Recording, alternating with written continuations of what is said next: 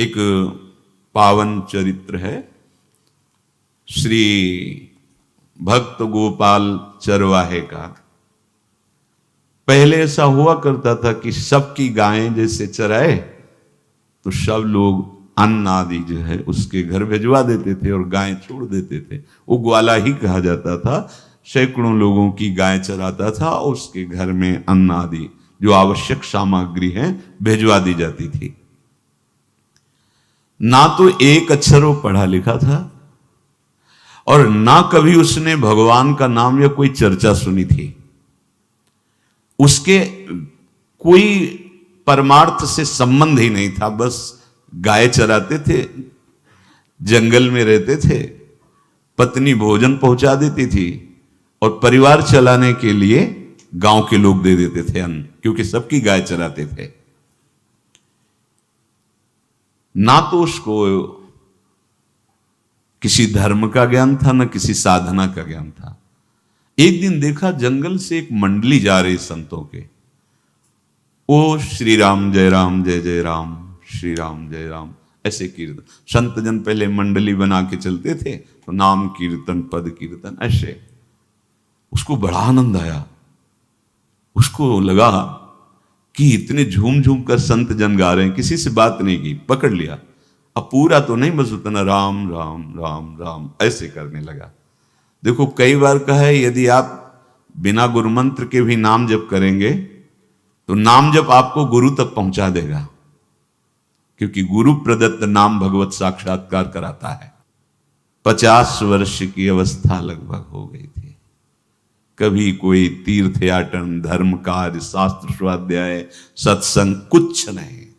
देखो कृपा, विश्वास।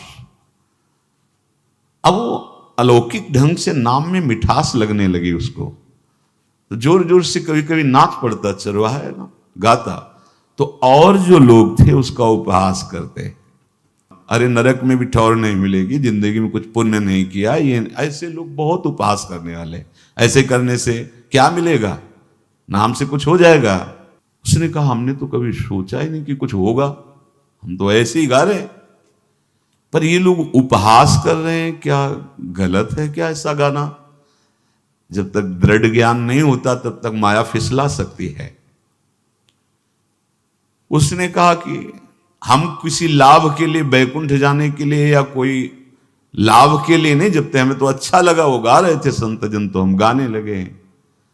क्या सही में आप लोग समझते हैं कि ये गलत है? उनका तुम मूर्ख हो, तुम्हारी क्या समझ में आए?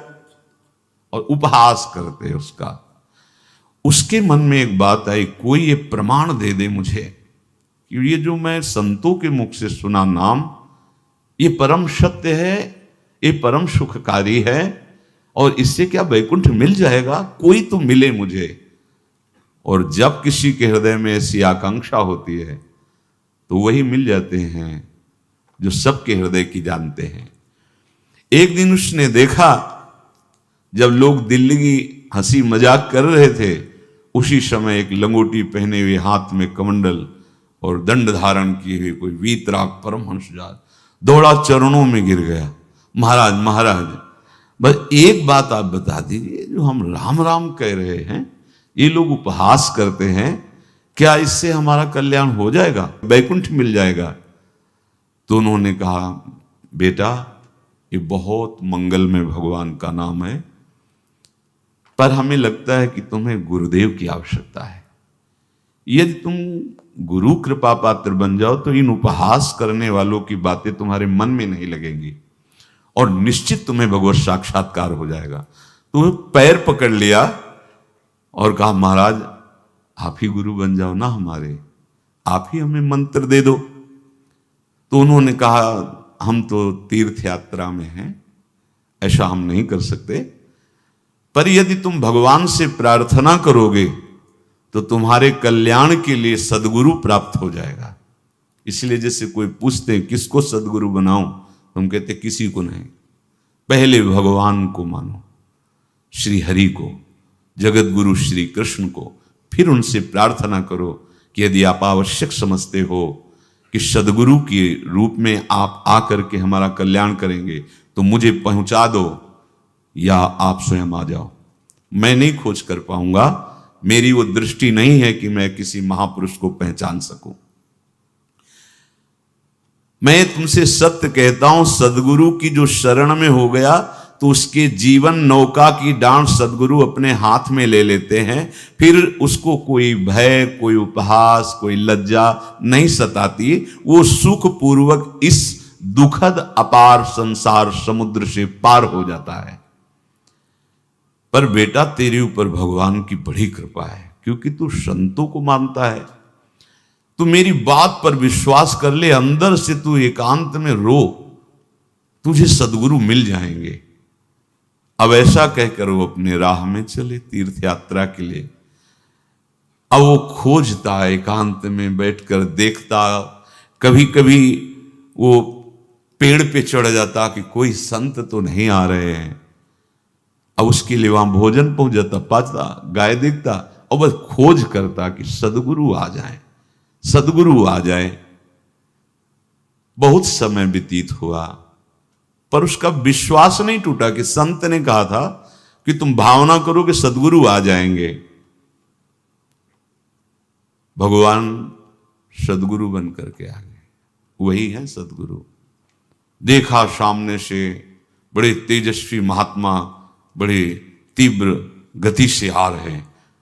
वो दौड़ा, गुरुदेव गुरुदेव, चरणों में लौट गया। चरणों में जे ही गिरा तो एक बिजली सी दौड़ी उसके हृदय में। अब बात बन गई, गुरु मिल गए, वो खड़े हो गए। देखते ही सात्विक भाव उत्पन्न हो रहा है, आंसू निकलने लगे। देखते ही मन में आया कि जो संत कह रहे थे सदगुरु मिल जाएंगे, यही हमारे सदगुरु हैं। हृदय में उत्साह, आतुर आवाज, प्रभु मुझे भवसागर से पार करने वाला गुरु मंत्र दे दो। ऐसे थोड़ी दीक्षा दी जाती कि गली चलते दी जाए, दूंगा। जा पहले स्नान करके आ, फिर एकांत स्थान में बैठेंगे, फिर तेरे को उपदेश देंगे। बोला महाराज, मैं जंगली आदमी हूं, गाय चराता हूं, हमारा घर बार से कोई आना जाना नहीं, यही भोजन आ जाता है। संत ने कहा अच्छा स्नान करो। स्नान करके आए, एक पेड़ के नीचे, भाई मैं तुझे कुछ नियम दूंगा, कुछ शर्त। तो अब महाराज गंवार आदमी है, ना हम आपका कोई नियम पालन कर पाएंगे, ना कोई व्रत पालन कर पाएंगे, ना कोई साधना कर पाएंगे। आप देख लो हमारी हालत, 50 साल का हूं, पढ़ा लिखा बिल्कुल नहीं, कोई धर्म कर्म नहीं जानता, गाय चराता हूं।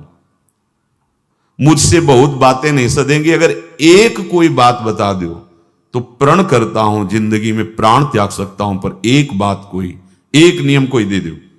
हमें बहुत नियम तो नहीं समझ में आएंगे, एक कोई बात बता दो कि ऐसा कर लेना और मंत्र जपना, तो हम प्राण त्याग सकते, पर आपकी आज्ञा उल्लंघन, पर बहुत हम बातें नहीं मान पाएंगे क्योंकि हमारे इतना ज्ञान नहीं है। गोपाल के वचन सुन करके बहुत प्रसन्न हुए संत भगवान।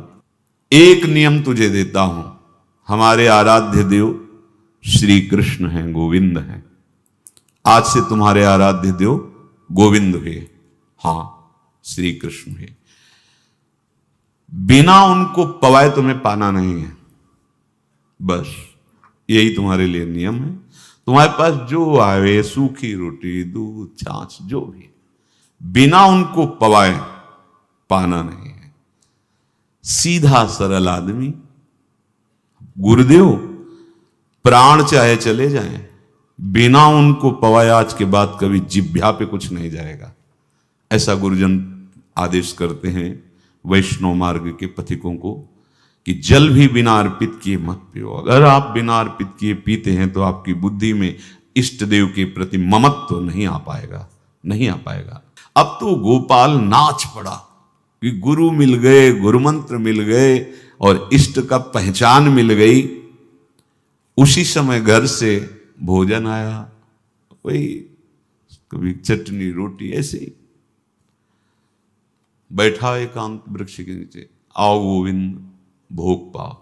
अब गोपाल विचार में लगा कि आ तो रहे हैं ही नहीं, और गुरुजी ने कहा बिना पवाए पाना नहीं। पूरा दिन व्यतीत हो गया।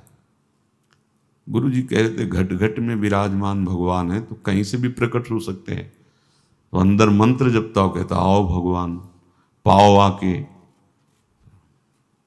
नहीं आए। महाराज हमारे गुरुदेव ने आपका ध्यान जो बताया था वैसे ही आओ, आप पाओ आकर के। रात्रि हो गई, देखा पर वो नहीं आए तो भोजन उठाया, गाय को पवा दिया, तो बहुत सी गायें थी, भूखा रह गया। दूसरे दिन फिर भोजन आया, एक पत्ता टोरा, जल से छिड़का पत्ते में और भोजन रखा। भगवान को फिर पुकारा, आओ प्रभु। गुरुदेव ने आज्ञा की, बिना आपको पवाए हम अपनी जबान में नहीं रख सकते। शाम हो गई, रात्रि हो गई, फिर गौ को दे दिया, नहीं पाया। अब एक तो 50 वर्ष की अवस्था और गौओं के पीछे दौड़ना और भोजन पाना नहीं, शरीर में सामर्थ्य धीरे धीरे कम होने लगी। तीसरा दिन, चौथा दिन, पांचवा दिन, छठा दिन, सातवां दिन, दीनानाथ प्राण चाहे निकल जाए, हम गुरु की आज्ञा नहीं तोड़ सकते। अगर आप नहीं आएंगे तो भूखों मर जाऊंगा। पर हम ये बात देखो, ये बात चरवाहा है, कोई साधना पूर्व की नहीं। गौ सेवा के प्रताप से उससे संतों में प्रीति हो गई, नाम की कृपा से, गुरु की कृपा से नामी की प्राप्ति की चाह। ऐसे कई दिन व्यतीत होते गए, अस्थि मात्र होए रहे शरीरा। पूछते कि क्या बात है, भोजन तो हम रोज लाते हैं, आप रोज लेते हैं, क्या पाते नहीं? आपका विषय नहीं। शिक्षा मिलती है यहां, अपने गुरु उपदिष्ट साधन को किसी से बताना नहीं चाहिए। गुरु उपदिष्ट साधन जब तक सिद्धावस्था ना पहुंच जाए तब तक गुप्त रखा जाता है। जो जैसे आप सत्संग सुन रहे हो, इसमें कोई वचन आपको लगा, पकड़ लिया, अब वो जीवन में तभी बोलना जब उसका प्रभाव हमारे जीवन में आ जाए। नहीं ऐसे नहीं बोलना, नहीं तो निकल जाएगा। और अगर रोक लिया तो मंथन करेगा अंदर और आपको उसमें स्थित कर देगा। एक भी शब्द नहीं बताया कि हमारी गुरु दीक्षा हो गई, गुरु जी ने कहा था पवा के पाना, और इतने दिन हो गए भगवान तो आ नहीं रहे, इसीलिए हम पा नहीं रहे, तो हमारी ये दशा है। देखो आज का समय ऐसा है कि प्रगट में सब इंद्रियों के पोषण की व्यवस्थाएं भगवान दी, चाहे गृहस्थ हो चाहे विरक्त हो, लेकिन क्या हमारे अंदर निष्ठा है ऐसी? सबरी जी जब उनके गुरुदेव पधारने लगे तो चरणों में रो के गिरी कि प्रभु, इस पूरे विश्व में मुझ अधम को सिर्फ आप ही प्यार करने वाले, आप ही ने दुलार करके मुझे रखा, नहीं सब जगह ठोकर मिलती, कोई भी संत महात्मा हमारी तरफ देखना नहीं चाहते, और प्रभु आप जा रहे हो, आप कैसे जीवन?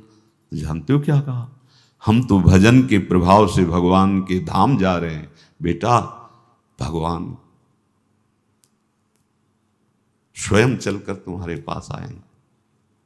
सबरी जी बहुत वर्षों तक कभी गुरु के वचनों पर अविश्वास नहीं हुआ, क्यों कहते थे भगवान आएंगे, रोज पावड़े डालती हूँ, सोहनी लगा के जल छिड़कती हूँ, रोज लगता है फुसला तो नहीं दिया गुरु जी ने? नहीं, गुरु के वचन भगवान आएंगे।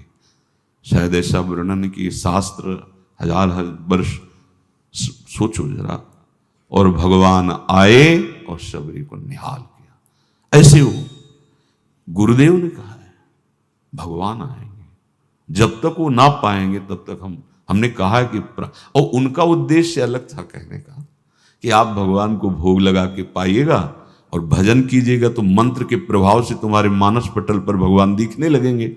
ऐसा होता है, पर वो सीधा आदमी सीधा समझा, जब तक भगवान नहीं पाएंगे तब तक हमें नहीं पाना। 18 दिन बीत गए, कुछ ना खाना ना पीना।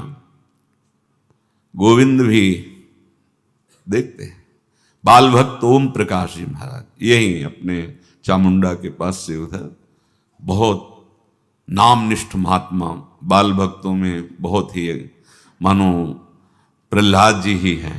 जैसे प्रहलाद जी नामनिष्ठ भगवान निष्ठ, घट घट में भगवान को देखने वाले, ऐसे श्री ओम प्रकाश जी बाल भक्त। बड़े बड़े महापुरुष गए, हरि बाबा, उड़िया बाबा, सब बस वो यही कहते कि ये श्री कृष्ण का आदेश है। फिर शायद 50 के भी ऊपर दिन गए थे, ऐसे 70 दिन तक उस महापुरुष ने कुछ नहीं खाया, सशरीर अंतर्ध्यान हुए। आज समाधि उनकी बनी। हे, जब महत्व भगवान का जग जाता है तो शरीर का महत्व नहीं। अच्छा, प्राणनाथ जब प्राणों का पोषण कर रहे हैं तो अन्न में भी तो प्राणनाथ की ही दी हुई शक्ति है, तो बिना अन्न के भी उनका पोषण हो रहा है। पर ये भागवती का आदेश से, मनमानी करने से नहीं।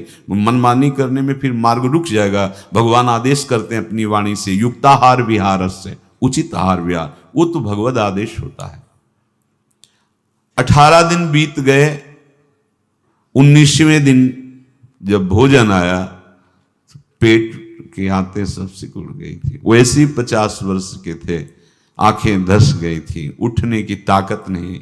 पत्नी ने फिर कहा कि आप कुछ तो बताइए कि क्या आपको कोई रोग हो रहा है, आप भोजन नहीं पा रहे, मैं रुक जाऊं यहीं आपकी सेवा के लिए या आप घर चलिए। कोई उत्तर नहीं, आप जाइए, हम ठीक हैं। ऐसा फिर धीरे से पत्ता लाए, छिड़का, भगवान आओ, पाओ आकर के